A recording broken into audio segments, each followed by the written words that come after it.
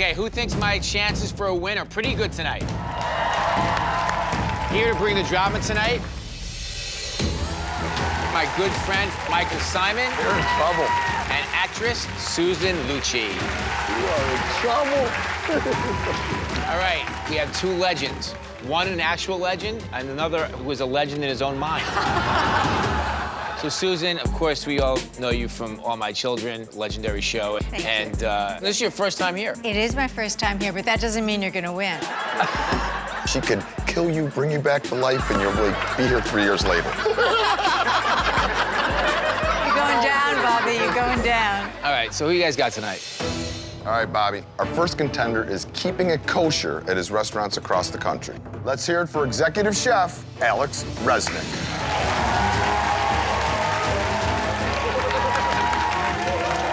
He's fired up. Our next contender honed his skills in Michelin star restaurants. Please welcome executive chef Colin Smith. You like that, Michael? We're busting out all the stops for you today. Alex, Colin, welcome. The name of the show is Beat Bobby Flay. You want to make that happen. But first, you guys must go through each other. I'm going to give you one ingredient and 20 minutes, and you must make it the star of your dish. And that ingredient is broccoli rabe. This is the tough one because the broccoli rabe, it's got a bitter taste. I love to eat it, but it's just as a side dish. I don't know what else to do with it.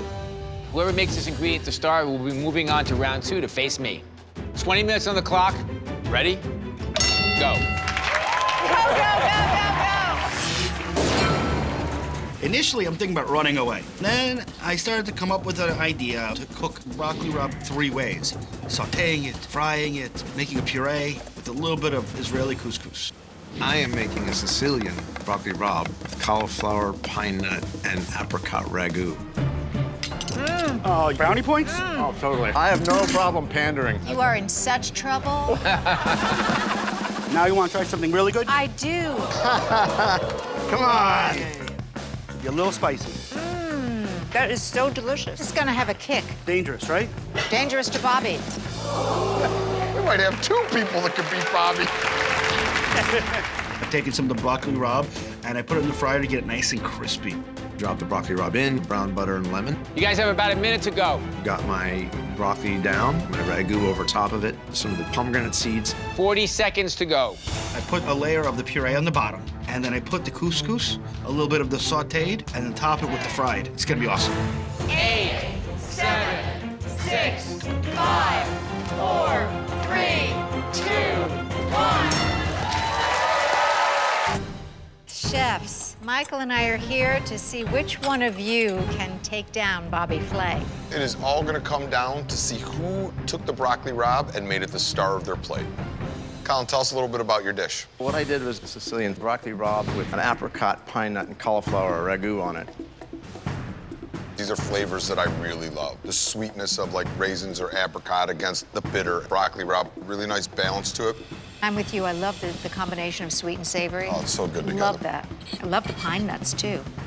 What are some of the seasonings you used in there? Ginger, some turmeric, some cinnamon. It's a little bit spice heavy, but not necessarily saucy enough for me. I have to agree, it didn't meld together. Alex, tell us what you've made. Well, I did broccoli rabe 3 ways. Puree on the bottom, sautéed some, and then we have the crispy on top with some Israeli couscous. I love all the textures, the puree, the crispy on top. This is such a creative dish, an unusual dish. I appreciate the different flavors and textures you created with one single ingredient. That crispy broccoli rabe on top and the broccoli rabe sauce, you know, slightly roughly constructed, so maybe got a little bit sloppy at the end. Broccoli rabe is usually a dish meant for the side, but these guys both made it the star of the dish. It's gonna be a tough decision for Michael and Susan. The chef who will be moving forward to beat Bobby Flay is Chef Alex. I can hold my head up high about the dish I cooked. It was a great opportunity to come out here and bring a little notoriety to Reno, Nevada, and, check it off my bucket list. So Alex, you really took the ingredient, went all out. 3 different preparations, really interesting. Alex, I would love to witness Bobby being beaten, and beaten by you. Susan, could you keep saying beaten and Bobby? It's fun.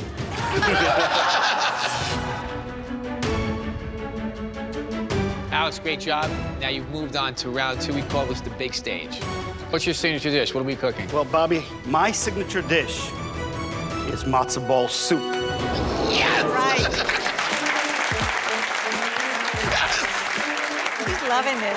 The thought of Bobby cooking a kosher meal just makes me the happiest guy in town.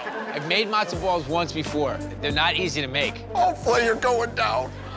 Unfortunately, Michael and I cannot be the judges for this round. So to keep things kosher, we're bringing in 3 industry experts that are gonna do a blind taste test. Your 45 minutes starts right now. Matzo ball soup, complete comfort food, classic, yes. you know, Jewish, Eastern European style soup with a chicken stock. Exactly. Made with those matzo balls, which is essentially like the biggest, happiest dumpling in the world. How much time is left? You open that thing up with 3 minutes to go. If they're not perfect, you're in trouble. All right, I won. They are still matzo balls. How did they look, Bobby? Looks like matzo balls to me, I don't know. Alex, you're already plating over there? I am. You might want to go over and help Bobby a little bit. I put the garnish on the bottom, then I put the matzo balls, and then I put the chicharron right on top of the matzo ball so it stays nice and crispy. Soup on top, called it a day. 30 seconds left, guys. So the plate, I have the egg noodles with some fresh dill. I put a couple of matzo balls on top of that, ladle the hot broth right over the matzo balls and the noodles, and put some more fresh dill in there. 7, 6, 5, 4, 3, 2, 1. Beautiful. Bobby, Alex, congratulations.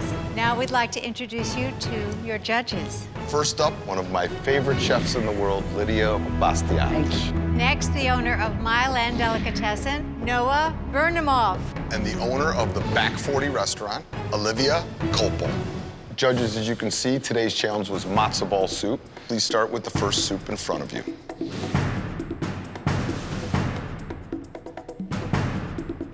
The matzo ball is really light, fluffy, really nicely cooked broth. There is a fattiness to the broth, which kind of imparts a lot of that comforting quality. I love this chicharri, as we call it, the crispy skin of the duck to add that kind of crunch, maybe a little salty, the broth. The duck skin adds a depth to the broth that's very interesting, and I think the matzo ball is light enough to counteract the depth of the broth because it is a bit thick, but overall, I really enjoyed it. All right, judges, if you could please switch your bowls. The matzo balls, they're very dense, but the soup is nice and light. For me, the pasta, the egg noodles are sticking together, so they should have been cooked more cautiously so that they kind of float individually. Certainly, you're gonna be a little bit more particular about the egg noodles than I am, but I like the size of the matzo ball, but I did find it too dense. This dish overall was lighter than the first dish, but the horseradish is too overpowering. All right, judges, time to take a vote. Well, they like my soup, but my heavy matzo balls might sink me. I could actually vote for Alex today. All right, by a unanimous vote, The winner is Chef Alex.